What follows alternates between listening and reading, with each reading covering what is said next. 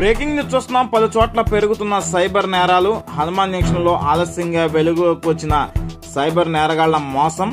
Hanuman junction Nuzvid రోడ్లోని ఒక చిల్లర కొట్టి వ్యాపారి వద్ద 83,000 రూపాయలు దోచేసిన సైబర్ నేరగాడు సరుకుల కోసం షాప్ వద్దకు వచ్చి ఓ వ్యక్తి సరుకులు కట్టమని చీటీ ఇచ్చాడు. దాంతో చిల్లర కొట్టి వ్యాపారస్తుడు సరుకులు కట్టే పనిలో పడ్డాడు.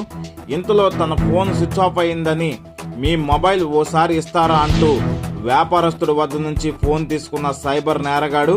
ఫోన్ మాట్లాడుకుంటూ కొంచెం దూరం వచ్చిన సైబర్ నేరగాడు వ్యాపారస్తుడు ఫోన్ నుంచి 83,000 రూపాయలు ఫోన్ పే ద్వారా మరో నెంబర్ కి ట్రాన్స్ఫర్ చేసిన సైబర్ నేరగాడు కొంత సమయం తర్వాత తన ఫోన్ పే ద్వారా 83,000 రూపాయలు ట్రాన్స్ఫర్ అయ్యాయని చూసిన వ్యాపారస్తుడు అవాక్కయ్యాడు.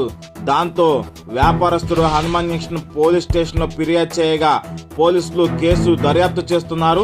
అపరిచిత వ్యక్తులకు తమ ఫోన్ ఇచ్చేటప్పుడు ఆలోచించాలని తెలుపుతున్న పోలీసులు సైబర్ నేరగాళ్ల విషయంలో ప్రజలు అప్రమత్తంగా ఉండాలని తెలుపుతున్న పోలీసులు.